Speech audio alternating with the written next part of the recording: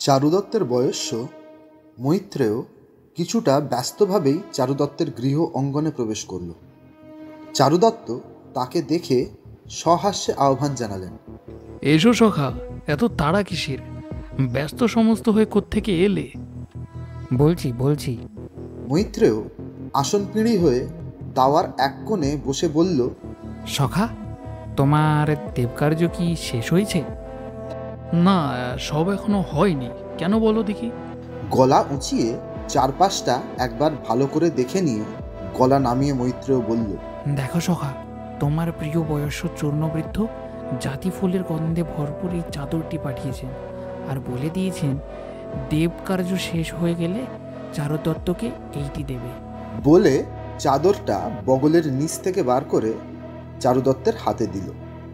চারুদত্ত কিঞ্চিত বিস্ময় চকিত হয়ে প্রশ্ন করলেন, চূর্ণবৃদ্ধ? তার সঙ্গে তোমার সাক্ষাৎ হয়েছে? সে নিরাপদেই আছে তো? রাজার চরেরা তাকে ধরার জন্য?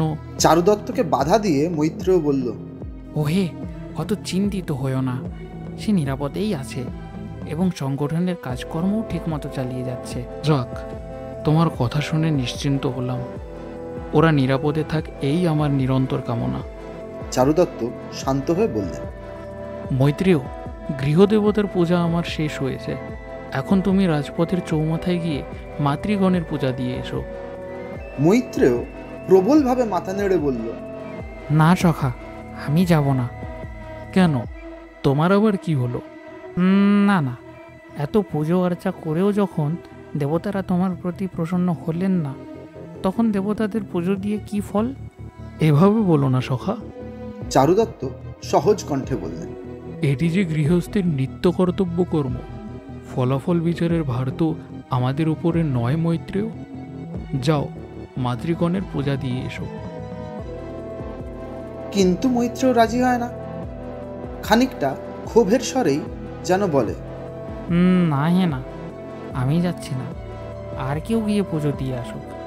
আমিও তো এক হতভাগ্য ব্রাহ্মণ। তোমারই দৌলতে নানাবিধি ব্যঞ্জন পাত্রে পরিবৃত্ত হয়ে কি ভুরি ভোজি না করেছি। অহরাত্র সুগন্ধ মোদক আহার করে উদ্গার তুলেছি, আর আজ যেখানে সেখানে চড়ে বেরিয়ে ঘোড়া কবুতরের মতন গৃহে ফিরে এসেছি। সখা, আমার মতো ব্রাহ্মণের সকলই বিপরীত ফল ফলে। আরশির ভিতরকার ছায়ার মতো বাম দিক ডান দিক আর ডান দিক বাম দিক হয়ে যায়। তাছাড়া এই রাতের বেলা রাজপথে বেশ্যা, ধূর্ত, লম্পট, নির্যাতিত দাস, রাজার প্রিয়পাত্র এরা সবাই বেরিয়ে বেড়ায়। তাই বলছি, ব্যাঙের লোভে কাল সাপের মুখে ইঁদুর পড়লে যেমন হয়, এদের হাতে পড়লে আমারও প্রাণটা সেই রকম যাবে। না, তুমি অন্য কাউকে পাঠাও। মৈত্রেয়র কথা শুনে চারুদত্তের বুক ভেঙে যেন একটা দীর্ঘশ্বাস নির্গত হলো। কতকটা আপন মনেই যেন তিনি বলে উঠলেন, অর্থ চিন্তায় আমি আকুল হই না কখনো।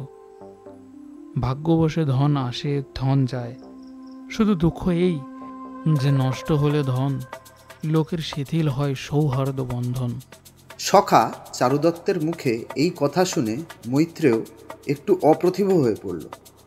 তাড়াতাড়ি বলে উঠল, আচ্ছা সখা, যদি আমাকে যেতেই হয় তবে রদনিকাও আমার সঙ্গে চলুক, আমার সহায় হয়ে।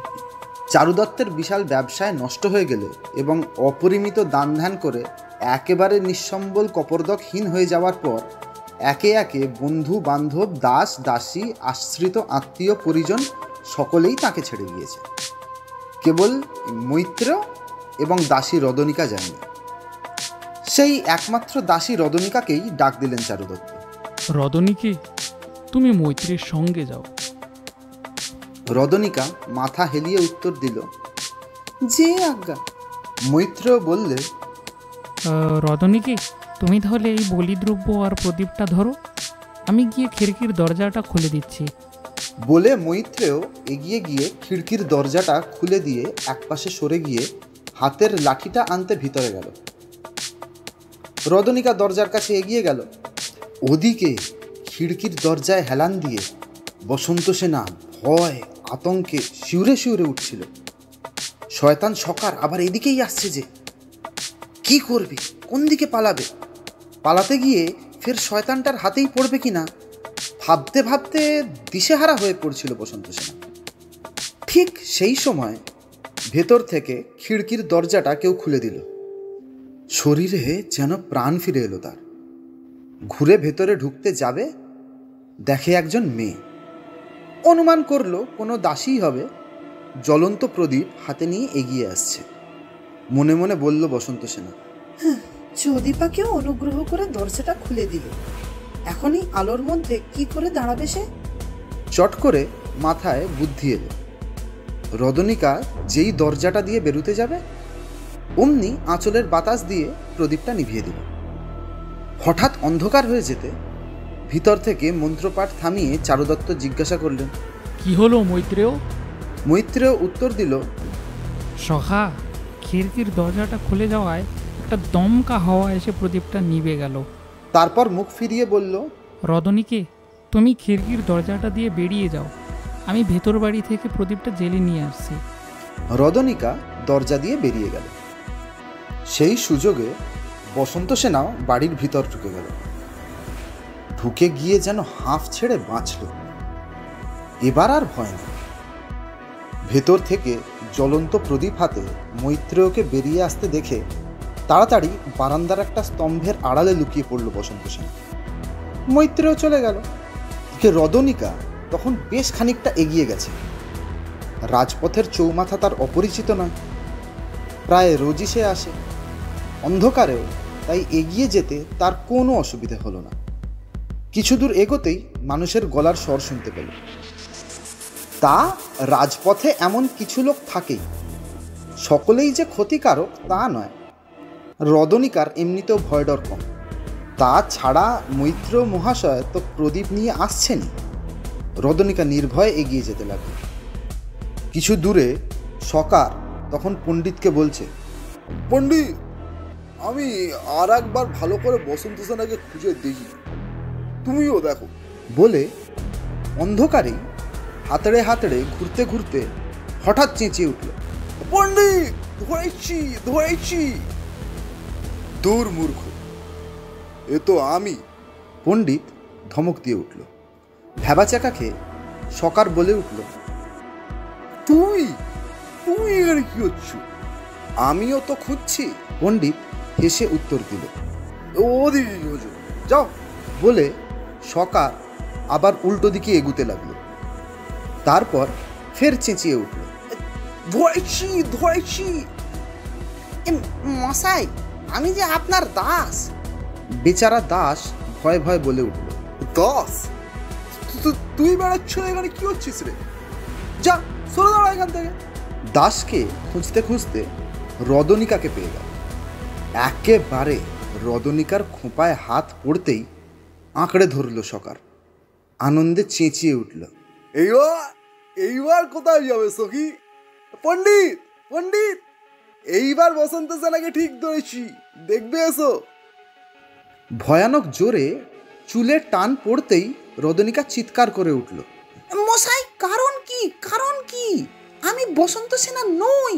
ছেড়ে দিন, ছেড়ে দিন, ছেড়ে দিন আমাকে। গলা শুনে পণ্ডিত দৌড়ে এল। ও সকার, এ যে অন্য মেয়ের গলা মনে হচ্ছে। সকার হেসে বলল, আরে না না, দৈসরের লোভে বেড়াল গলার স্বর বদলায় না, এ বেটিও তেমনি গলার স্বর বদলেছে, বুঝতে পারছো না? তাই নাকি?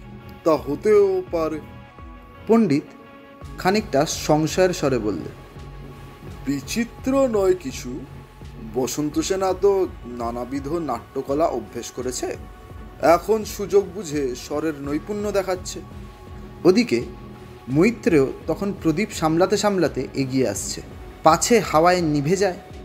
বিড়বিড় করে নিজের মনেই বলছে, হারিকাট দেখে পাঠার প্রাণটা যেমন ধরফর করতে থাকে, প্রদীপটাও সেরকম বাতাসে ফরফর করছে। নিভে না গেলেই বাঁচি। পথদীপিকাগুলো কাঁপতে কাঁপতে চলছে। হবেই, রাজার কর্মচারীগুলো সব চোর। তেল চুরি করলে আর আলো জ্বলবে কি করে? যেমন রাজা তেমন তাদের কর্মচারী। হা, দেশের কি দুরবস্থা! রাজপথে আলো নেই। ঠিক তখনই রদনিকার আর্ত চিৎকার কানে গেল মৈত্রেয়র। শব্দ লক্ষ্য করে দৌড় দিল মৈত্র। কি হয়েছে, কি হয়েছে রজনীকা? মৈত্রেয়কে ছুটে আসতে দেখে পণ্ডিত তো ভয় পেয়ে গেল। সকারও যেন একটু থতমত খেয়ে গেছে। তাহলে এই মেয়েটা সত্যিই বসন্ত সেনা নয়। রদনিকার খোঁপা থেকে হাত সরিয়ে নিল সে। মৈত্রেয় সামনে এসে প্রদীপের আলোয় রাজার শ্যালককে ভালো করে দেখেই বুঝল একটা গোলমাল হয়েছে। রদনিকার খোঁপা সকার ছেড়ে দিতে সে ছিটকে দূরে সরে গেছিল। তার এক হাতে তখনও নৈবেদ্যর থালা ধরা। এবার এগিয়ে বলল, মৈত্র মশাই দেখুন, এই লোকটা আমাকে কি অপমান করলো, আমার কেশাকর্ষণ করেছে। মৈত্রেয় রাগে কাঁপতে কাঁপতে বলল, না না, এ তো তোমার অপমান নয়, চারুদত্তের অপমান। চারুদত্ত আজ দরিদ্র হয়ে গেছে বলে কিছু লোক তো বেশ আনন্দ পেয়েছে। ওই হারামজাদা রাজার শালা, সংস্থানক, দুর্জন, দুর্মনুষ্যটাও তাদের মধ্যে একজন। চারুদত্ত দরিদ্র হলেও তার গুণে সমস্ত উজ্জয়িনী কি এখনও অলঙ্কৃত নয়? তবে তুই রাজার শালা, সব জেনেও তারই বাড়ির মেয়ের গায়ে হাত দিতে সাহস করিস? এই বাঁশের লাঠি দিয়ে তোর মাথা আমি ভেঙে ফেলে দেব। বলেই হাতের লাঠিটা উঁচিয়ে তেড়ে গেল মৈত্রেয়। তখনই পণ্ডিত একেবারে হাঁটু গেড়ে তার সামনে বসে পড়ে জোড়হাত করে বলল, ওগো ব্রাহ্মণ, মেরো না, মেরো না, ক্ষমা করো। আর একজনকে মনে করে ভুলক্রমে আমরা এই কাজটা করেছি। মৈত্রেয় চটে গিয়ে বলল, কাকে খুঁজছিলে এই অন্ধকার রাত্রে? পণ্ডিত একটু ইতস্তত করে কাব্যের ঢঙে বলল, সে কামাতুরা নারী একজনা। মৈত্রেয় আরও রেগে গেল। কি, এই স্ত্রীলোককে মানে আমাদের রদনিকাকে খুঁজছিলে? তেমনি কাব্যের ভঙ্গিতেই পণ্ডিত তাড়াতাড়ি বলে উঠল, না না, ছিছি, এরে না। সে কোনো এক স্বাধীন যৌবনা। কোথায় যে পালালো সে, তারই ভ্রমে এই বিড়ম্বনা। সে যা হোক, মৈত্রেয় মশায় একটা প্রার্থনা করি, দয়া করে এই বৃত্তান্ত চারুদত্ত মহাশয়কে জানাবেন না। সে না হয় নাই বললাম। মৈত্রেয় একটু শান্ত হয়ে বলল, তা তোমাকে তো ভালো মানুষ বলে মনে হচ্ছে। তুমি এই সংস্থানকটার সঙ্গে আছো কেন? এই পাজি হতভাগাটার সঙ্গ ত্যাগ করো, নইলে কোন দিন ভয়ানক বিপদে পড়বে। এই কথা বলে মৈত্রেয় রদনিকার কাছে চলে গেল। সুযোগ বুঝে সকার, যার আর এক নাম সংস্থানক, এগিয়ে গেল পণ্ডিতের কাছে। রীতিমতো বিদ্বেষ ভরা স্বরে বলল, কেন বলো দেখি, ওই বেটা বিটলে বাউন্টার পায়ে ধরে ক্ষমা চাইতে গেলে? আমি বড় ভীত হয়ে পড়েছি। পণ্ডিত উত্তরে বলল, কার কাছে ভীত? সেই মহাত্মা চারুদত্তের গুণের কাছে। সকার মুখ ভেঙচে বলল, মহাত্মা না কুসু, যার ঘরে গিয়ে কেউ এক মুঠো অন্ন পায় না, তার আবার গুণ কিসে? না না, ও কথা বলো না। পণ্ডিত প্রতিবাদের স্বরে বলল, নিদাঘ কালেতে ছিল পূর্ণ জলাশয়, লোকতৃষ্ণা নিবারিয়া এবে শুষ্ক প্রায়। লোকতৃষ্ণা? সে বেড়াচ্ছিলে আবার কে পণ্ডিত? পণ্ডিত প্রায় ধমকে উঠল। মূর্খ, আমি চারুদত্তের বদান্যতার কথা বলেছি। তারপর মূর্খের সঙ্গে তর্ক করা বৃথা ভেবে বলল, যাগ্গে, এসো এখন এখান থেকে যাওয়া যাক। না না, যেতে হয় তুমি যাও, আমি বসন্ত সেনাকে না নিয়ে এখান থেকে নড়ছি না। বসন্ত সেনা তো পালিয়েছে। পালিয়েছে? কি করে পালালো? পণ্ডিত ভেঙচে উঠল। তা আমি কি করে জানবো? এখন তুমি যাবে কি না এখান থেকে বলো। বসন্ত সেনাকে না নিয়ে আমি যাবো না। গোয়াড়ের মতো সকার বলল। পণ্ডিত এবার দৃঢ় স্বরে বলল, মূর্খ, এ কথা কি তুমি কখনো শোনোনি যে স্তম্ভে বাঁধা যায় হাতি, বলগা রজ্জু দিয়ে হয় অশ্বের বন্ধন, আর হৃদে বাঁধা যায় নারী? তা যদি না পারো তবে করহ গমন। বুঝেছ? এখন চলো, যাওয়া যাক। যেতে হয় তুমি যাও, আমি যাচ্ছি না। সকার তেমনি একগুঁয়ে স্বরেই বলল। এবার পণ্ডিত সত্যিই বিরক্ত হলো। বলল, বেশ, আমি তবে চললাম। পণ্ডিত সত্যিই চলে গেল। সেই সময় মৈত্রেয় মশাই রদনিকাকে নিয়ে পূজা দিয়ে ফিরল। একেবারে মুখোমুখি দেখা হয়ে গেল সকারের সঙ্গে। রদনিকা পাশ কাটিয়ে এগিয়ে গিয়ে একটু দূরে দাঁড়িয়ে পড়ল। দুর্জন সকারটা না আবার কোনো ঝামেলা পাকায়। মৈত্রেয়কে দেখেই সকার দাঁত বার করে যেন তেড়ে এলো। হেই, এই টিকিওয়ালা বিটলে বাবু, এই শোনে দিকে, বস বস এখানে। মৈত্রেয় একটা দীর্ঘশ্বাস ছেড়ে বলল, আমাদের তো বসিয়েই দিয়েছে, আর বসবো কি? সকার ব্যঙ্গের স্বরে বলল, কেউ বসিয়ে দিলে? দইব আবার কে? তবে ওঠ। সকার হেসে বলল। উঠবো এক সময়। দৃঢ় স্বরে মৈত্রেয় বলল, তাই নাকি? তা কখন উঠবি? যখন দইব আবার অনুকূল হবে তখন। আরে, কবে দৈব অনুকূল হবে তাই ভেবে এখন বসে বসে কাঁদো? কাঁদিয়েই তো রেখেছে, আর কাঁদবো কি? স্তিমিত স্বরে মৈত্রেয় উত্তর দিল, আহা, সারা রাত দিনই বুঝি কাঁদছিস? কাঁদাচ্ছে কে রে? দারিদ্র আবার কে? তবে হাস না, খিলখিল করে হাস। এক সময় না এক সময় তো হাসবই। ওহো হো, সকার নাকি সুরে বিদ্রুপ করে বলল, সে কবে রে? কখন কখন? যখন আবার চারুদত্ত মশাইয়ের প্রচুর ধন ঐশ্বর্য হবে, যখন। এ থাম থাম, বেড়া বিটলে বটু। সকার দাঁত কিড়মিড় করে বলে উঠল, শোন, আমার নাম করে তোদের মহাত্মা না ফহাত্মা চারুদত্তকে গিয়ে বলবি যে বসন্ত সেনা আমাকে ফাঁকি দিয়ে তার ঘরে গিয়ে লুকিয়েছে। আমি বসন্ত সেনার প্রতি অনুরক্ত। তা এখন যদি সে মানে আমার হাতে বসন্ত সেনাকে তুলে দেয় বিচারালয় বিনা নালিশে, তাহলে চারুদত্তর সঙ্গে আমার প্রীতি সদ্ভাব থাকে, নচেত তার সঙ্গে আমার আমরণ শত্রুতা। এই কথাগুলো তাকে তুই শিগগিরই গিয়ে জানিয়ে দে। আর যদি না বলিস তাহলে এই কপাটের তলে ভাঙা কদবেলের মতো মাথাটা তোর মড়মড় করে ভাঙবো, বুঝেছিস? মৈত্রেয় বুঝতে পারল যে এই জানোয়ারটা একটা কোন্দল বাঁধাবার জন্য তৈরি হচ্ছে। তাই বেশি না ঘাঁটিয়ে শুধু বলল, আচ্ছা, তাই বলবো। বলে গৃহের দিকে চলে গেল। মৈত্রেয় চলে যেতে আর অপেক্ষা করা বৃথা বুঝে সকার দাসকে ডাক দিল। বাসা দাস, পণ্ডিতটা বুঝি সত্যিই চলে গেল? হ্যাঁ প্রভু। দাস দূর থেকে উত্তর দিল। তবে চল, আমরাও যাই।